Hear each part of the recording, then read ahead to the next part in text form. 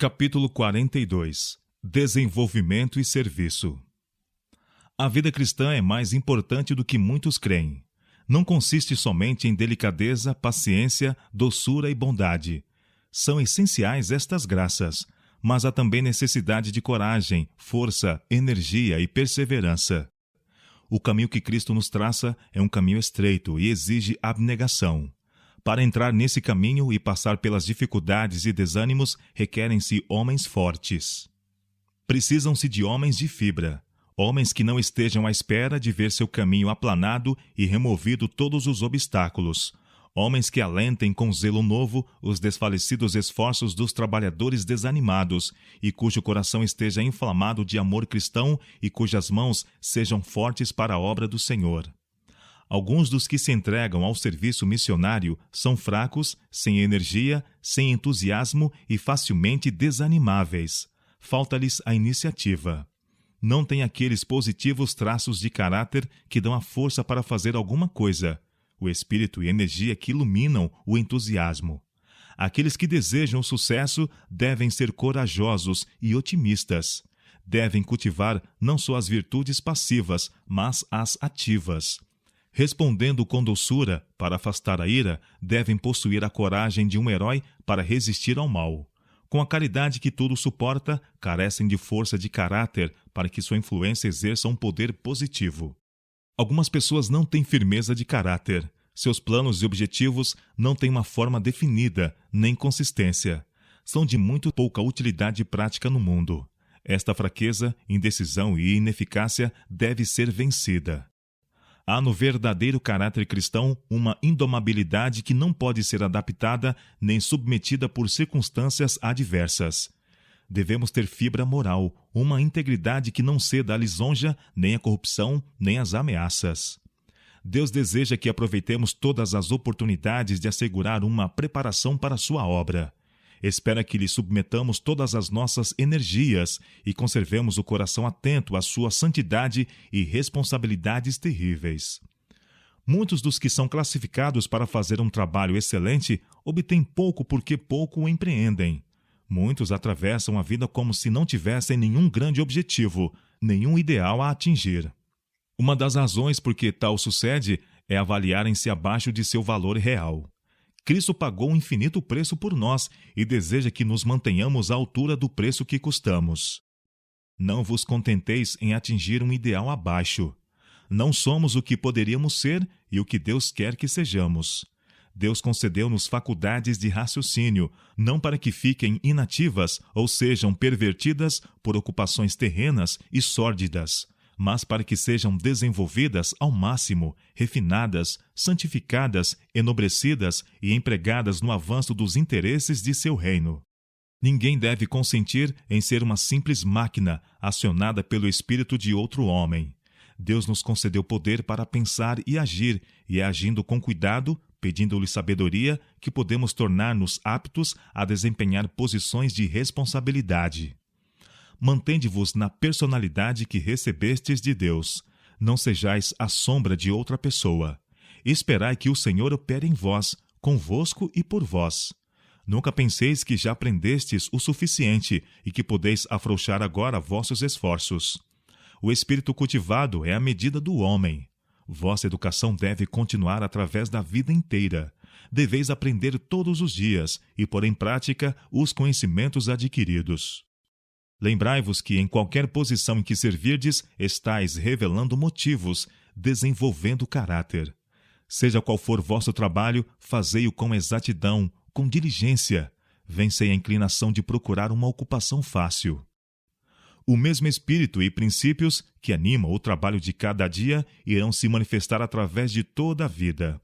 Os que desejam apenas uma quantidade determinada de trabalho e um salário fixo e que procuram encontrar um emprego exatamente adaptado às suas aptidões, sem a necessidade de se preocupar em adquirir novos conhecimentos e em aperfeiçoar-se, não são os que Deus chama a trabalhar em sua causa. Os que procuram dar o menos possível de suas forças físicas, espirituais e morais não são os trabalhadores sobre quem derramará abundantes bênçãos. Seu exemplo é contagioso. O interesse próprio é seu móvel supremo. Os que necessitam ser vigiados e trabalham apenas quando cada dever lhe é especificado não pertencem ao número dos que serão chamados bons e fiéis. Precisam-se obreiros que manifestem energia, integridade, diligência e que estejam prontos a colaborar no que seja necessário que façam. Muitos tornam-se inúteis, fugindo a responsabilidades com receio de insucesso. Deixam assim de adquirir a educação que provém das lições da experiência e que a leitura, o estudo e quaisquer outras vantagens ganhas não lhes podem dar. O homem pode moldar as circunstâncias, mas não deve permitir que as circunstâncias o moldem. Devemos aproveitá-las como instrumentos de trabalho, sujeitá-las, mas não deixar que elas nos sujeitem. Os homens de energia são aqueles que sofrem oposição, escárnio e obstáculos. Pondo suas energias em ação, os obstáculos que encontram constituem para eles positivas bênçãos. Ganham confiança em si mesmos. Os conflitos e perplexidades provocam o exercício da confiança em Deus e aquela firmeza que desenvolve a força. Cristo não fez um serviço limitado, não mediu trabalho por horas. Seu tempo, seu coração, sua alma e força foram dadas ao trabalho para o bem da humanidade. Passava os dias em trabalho fatigante. Transcorria longas noites prostrado em oração, pedindo graça e paciência para poder fazer um trabalho mais amplo. Com fortes gemidos e lágrimas, dirigia suas petições ao céu para que fosse fortalecida a sua natureza humana, a fim de poder estar preparado a lutar contra o inimigo e fortalecido para cumprir a missão de melhorar a humanidade. Cristo disse aos seus obreiros: Eu vos dei o exemplo, para que, como eu vos fiz, façais vós também. João capítulo 13, verso 15. O amor de Cristo nos constrange, dizia Paulo. 2 Coríntios capítulo 5, verso 14. Tal era a norma que dirigia a sua conduta. Se alguma vez seu ardor no caminho do dever enfraquecia por momentos, um olhar para a cruz lhe fazia cingir de novo os rins do seu entendimento e o impelia no caminho da abnegação. Nos trabalhos pelos irmãos, contava com a manifestação de infinito amor do sacrifício de Cristo, com o seu poder de subjugar e convencer os corações. Quão vibrante e tocante é o apelo!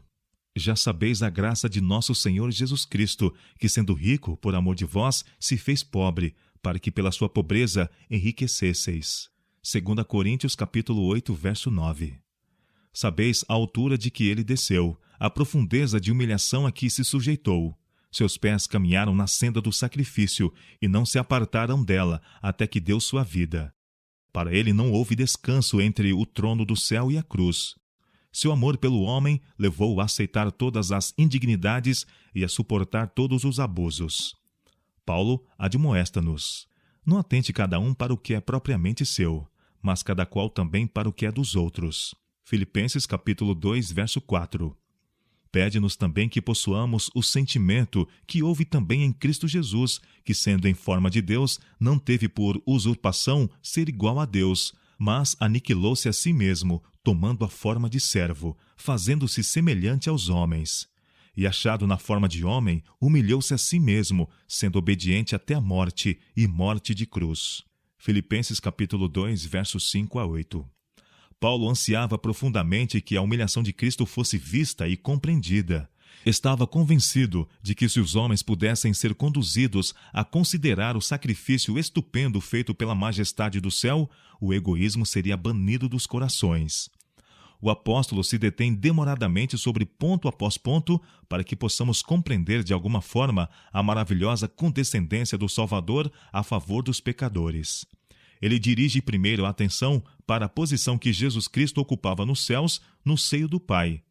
Revela-o em seguida renunciando à sua glória, sujeitando-se voluntariamente às condições humildes da vida humana, assumindo as responsabilidades de servo e tornando-se obediente até a morte mais ignominiosa e revoltante e a mais penosa, a morte de cruz. Podemos nós contemplar esta maravilhosa manifestação do amor de Deus sem gratidão e amor e o profundo sentimento do fato de que não pertencemos a nós próprios? Tal mestre não deveria ser servido por motivos interesseiros e egoístas.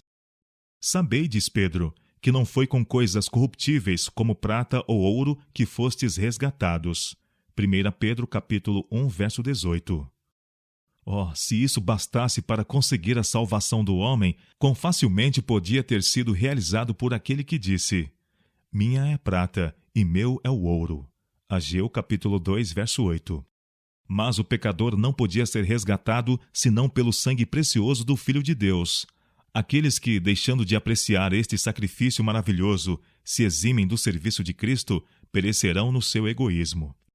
Na vida de Cristo, tudo era subordinado à sua obra, a obra de redenção que ele veio cumprir.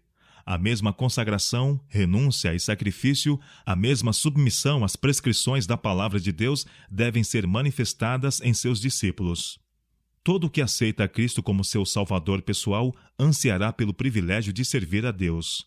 Contemplando o que o céu fez por ele, seu coração enche-se de amor sem limites e de rendida gratidão. Está ansioso por manifestar seu reconhecimento, consagrando suas faculdades ao serviço de Deus.